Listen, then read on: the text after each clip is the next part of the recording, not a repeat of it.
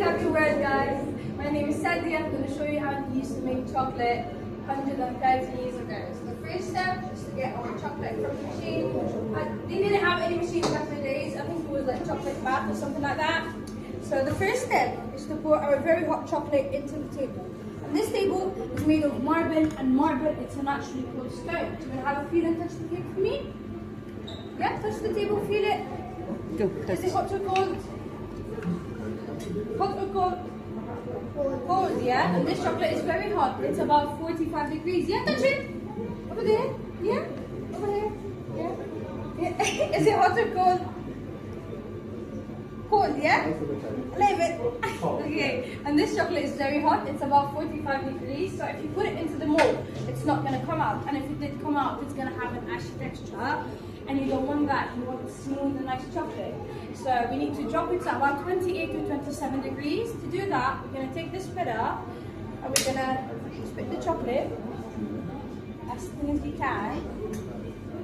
And then we're going to take our lovely scraper and scrape it all back, just like that, into one pile. In the have a go section that would says you would get to do this. So are you guys paying attention? Are you guys paying attention? Yeah. Yeah, what's my name? Candy. What's my name? Yes, exactly. And this is how you do the tempering. You split the chocolate, as you can see, as thin as you can. And then you take your good scraper and scrape it all the way, just like that.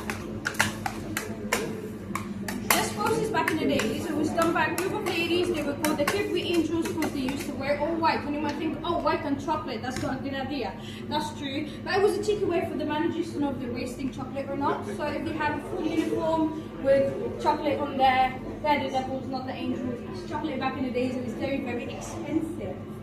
But not like today. As you can see, the chocolate is getting thicker. And I'll show you in a second. Do you see how it's getting thicker? Yeah. Yeah, and it's getting shinier as well, and it's a little bit more hard to spread now. That means that the cocoa butter crystals is being activated. This is the cocoa butter crystals. It gives it the shine, the smooth texture, and the snap sound. So if you ever get chocolate and you break it and hear that tick, that means that this chocolate is tempered correctly and that the machine is just working fine because everything is done by machines. Today, of course, not like back in the days, everything was made by hand, just like what I'm doing. Now the next step of the process is to measure the temperature of the chocolate. Do you have any ideas how I can do that? Any ideas? Thermometers didn't exist back in the days, but it was made of glass with thick mercury and it was very expensive. So every time they used it, the glass would break, the mercury would go into the chocolate, and of course that's not good for health and safety. So they were geniuses. Children, come at the front. Yes, please in. Lovely. Where was I? Yeah. Chocolate. Temperature, exactly. Then we take the chicken pinky, feel if there's any hot spots, and then if you have a little bit of chocolate in your finger, what are you gonna do? If you have a little bit of chocolate in your finger, what are you gonna do, guys? Yes, exactly. That's what they used to do. Now we have health and safety. We have this CCTV. We have paperwork. So I'm just gonna be pouring, and I will work it on the table. Now this is ready to go into the mold. So I'm going to take my lovely mold. I will take that, give it there. Oh, that was a lot. Okay, do you think this chocolate is ready? No, not yet. First of all, it's melted. Second of all, it has air bubbles. So we need to get all the air bubbles out, as the chocolate will have holes and it's not going to be nice and solid. And to do that, we're going to give it.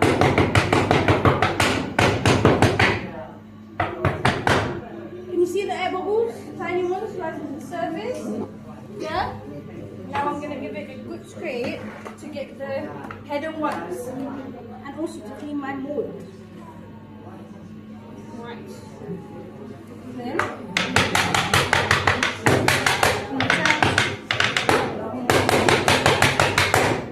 can you all see the tiny ones are coming to the surface now?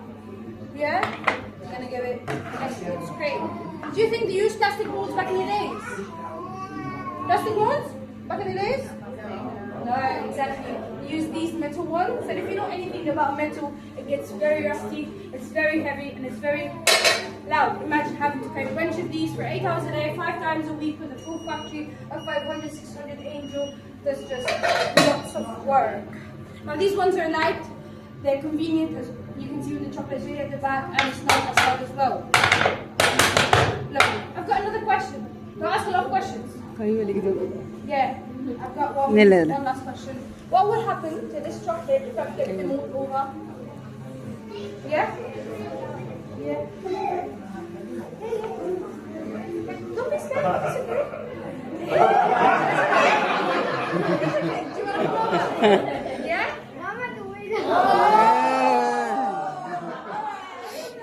Give her back clap, guys.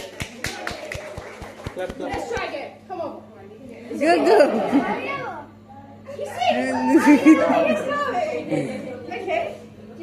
Shake. Nothing's gonna come out. Let's go over there. Yeah? Okay. And let's just squeeze it. I did temper my chocolate correctly, that's why it's stuck into the mold. If you wait to make solid chocolate, this is ready. Do you guys like fillings? Yeah? Do we have space for fillings? No. Exactly. So we're gonna start a process called shelling. We're gonna get chocolate tabs, and then we're gonna make some chocolate rain. Have you seen chocolate rain before? Yeah? More chocolate. And then we're gonna take our scraper and give it a good scrape. Oh, that was a bad scrape. I'm gonna take the other scraper and give it a good scrape. Here you go. And we'll be left with these nice shells.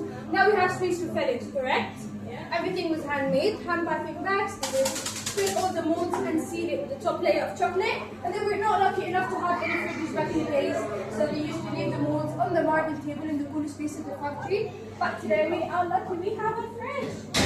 So we're gonna wait here for 40, 30 minutes, maybe 50. Is that okay? Yeah. No. I'm gonna show you one that we made earlier. Hopefully I'll find one that is ready. Let's see. That's not ready. That's not ready at all. Okay, let's hope this is gonna come out. It's not ready either. What? We just act like it. As you can see, the chocolate is just a little bit darker than what we originally started with, and there's a space between the chocolate and the mold, and also the mold it's a little bit frosty, so we can give it a quick squeeze. Please come on. Okay, 3, 2, 1. Alright. That's not bad. That's not bad. Let's see.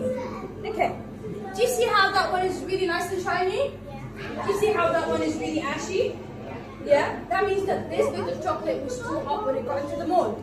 Do we use it? No, never. We melt the chocolate and start the whole process again. Do you see that one? Do you see the white streak? Can you see the difference between my right hand and left hand? Yeah?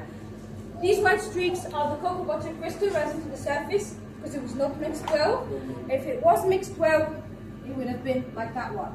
Do we use it? Also no. Do you want to have a chocolate? Yeah? Chocolate. Yeah? Come on. Let me take chocolate from Steve. I'm joking. This chocolate is recycled. It's older than most of us guys. So if you go into chocolate making, you're going to get your French chocolate and 2 toppings of your choice. Thank you so much and enjoy the rest of the day. Thank you.